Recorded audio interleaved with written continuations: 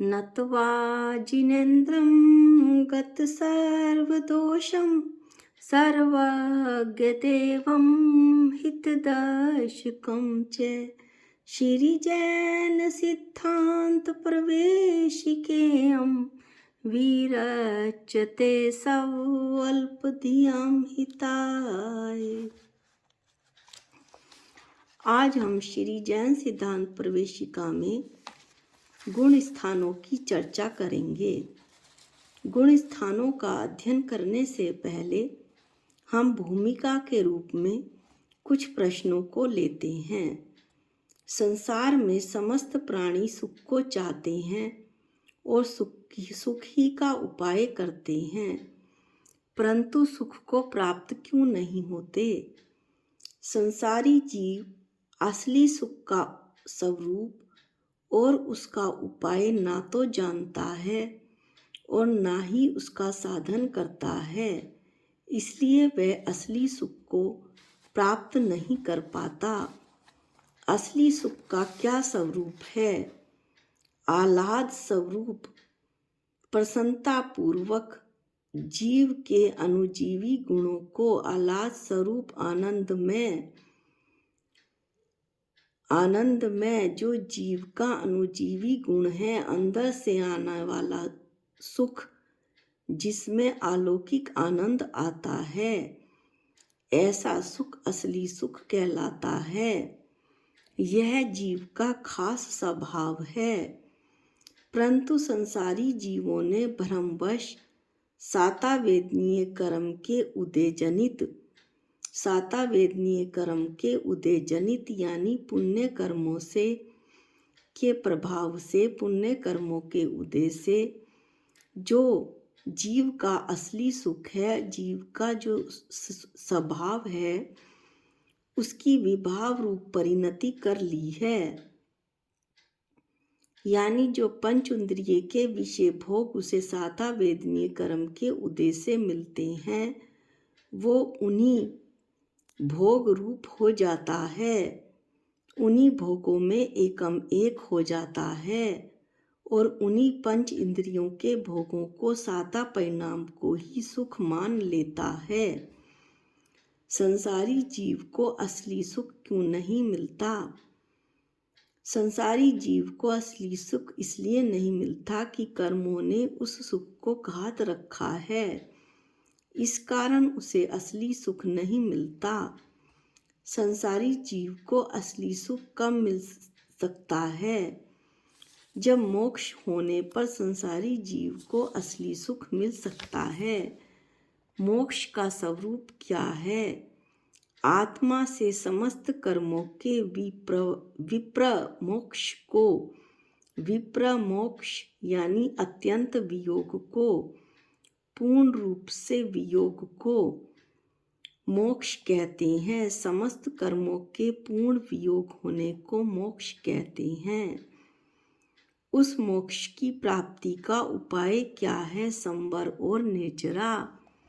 संवर किसको कहते हैं? आश्रव के निरोध को संवर कहते हैं, अर्थात नवीन कर्मों का आत्मा के साथ संबंध न होने का नाम संवर है। निर्जरा किसको कहते हैं? आत्मा का पूर्व से बंधे हुए कर्मों से संबंध छूटने को निर्जरा कहते हैं। इसमें जो पूर्व से बंधे हुए कर्म हैं, इनकी एक देश निर्जरा होती है, यानी ये एक देश छूटते हैं, पूर्ण रूप से नहीं छूटते। संवर और निर्जरा होने का उपाय क्या है? सम्यक दर्शन, सम्यक ज्ञान और सम्यक चारित्र, इन तीन पूर्ण गुणों की एकता ही संवर और निर्जरा होने का उपाय है। इन तीनों पूर्ण गुणों की एकता युगपत होती है या कर्म से? इन तीनों पूर्ण गुणों की एकता क्रम से होती है। इन तीन पूर्ण गुणों की एकता होने का कर्म किस प्रकार है?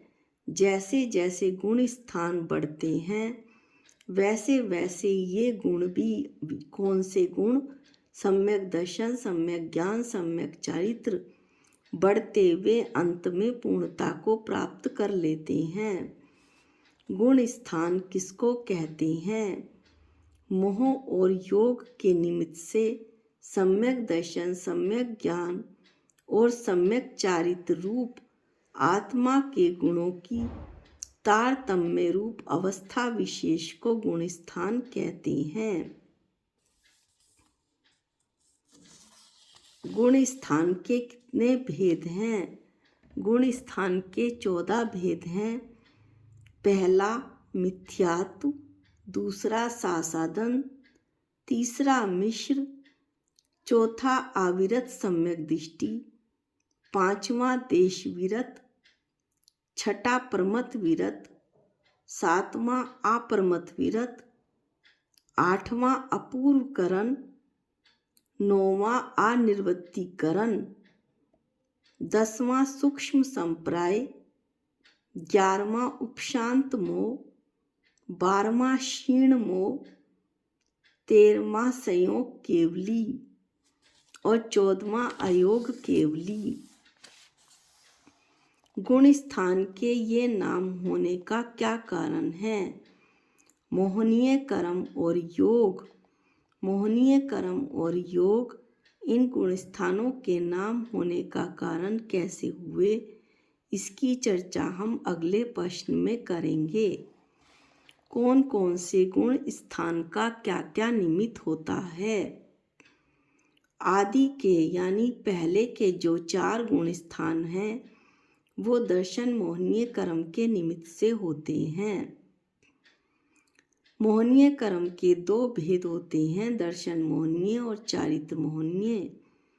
इसमें से जो आदि के 4 गुण स्थान हैं तो वो दर्शन मोहनीय कर्म के निमित्त से होते हैं। 5वें गुण स्थान से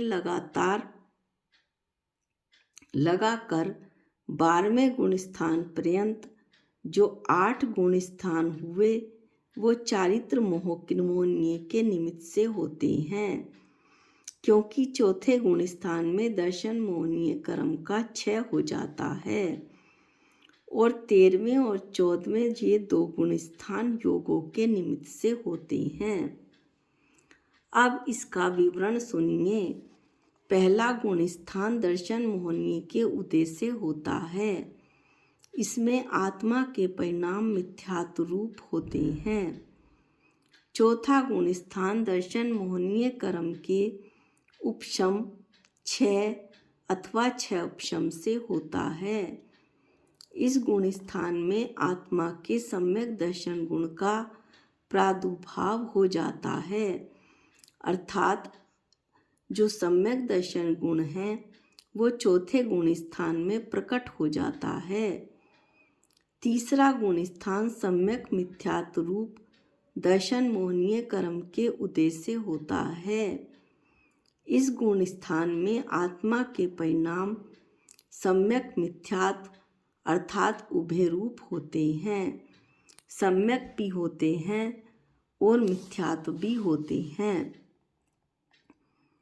पहले गुण स्थान में औदायिक भाव, अभी जो हमने जीव के असाधारण भावों की चर्चा की थी उन्हीं के ये नाम हैं कि औपक्षमिक भाव, क्षयिक भाव, औदायिक भाव, क्षैपशमिक भाव और परिणामिक भाव। पहले गुण स्थान में औदायिक भाव, चौथे गुण स्थान में औपशमिक, क्षयिक अथवा क्षैपशमिक भाव होते हैं और तीसरे गुण स्थान में औदायिक भाव होते हैं। परंतु जो दूसरा गुण स्थान होता है वो दर्शन मोहनीय कर्म की उदय, उपशम, क्षय और क्षय उपशम इन चारों अवस्थाओं में से किसी भी अवस्था की अपेक्षा नहीं रखता है।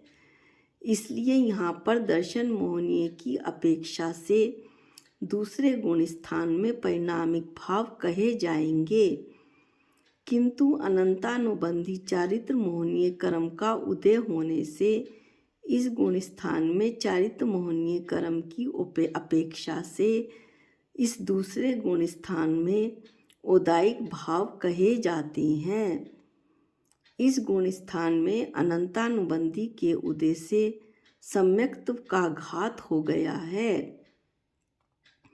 दूसरे गुण स्थान की चर्चा चल रही है, इसलिए यहाँ सम्यक्त नहीं है और मिथ्यात्व का उदय भी अभी नहीं आया है, इसलिए मिथ्यात्व परिणाम भी नहीं है।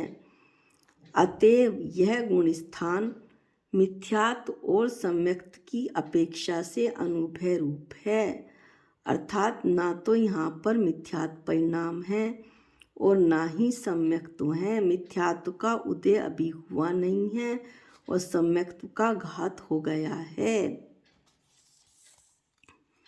ये एक हम संक्षिप्त विवेचना कर रहे हैं गुण स्थानों की।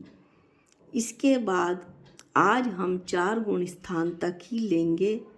5वें गुण स्थान से अगले वीडियो में चर्चा करेंगे। इनकी संक्षिप्त विवेचना 14 गुण स्थानों की करने के बाद हम प्रत्येक गुण स्थान की अलग अलग विशेष रूप से अध्ययन करेंगे। आज के वीडियो में इतना ही। जा वाणी के ज्ञान से सूझे लोकालोक, जो वाणी मस्तक नमो सदा देतु हूँ धोख। हे जिनवाणी भारती तोहे जपू दिन रैन, जो तेरी शरणागते वो पावे सुख चैन। सबको जय जिनेंद्र।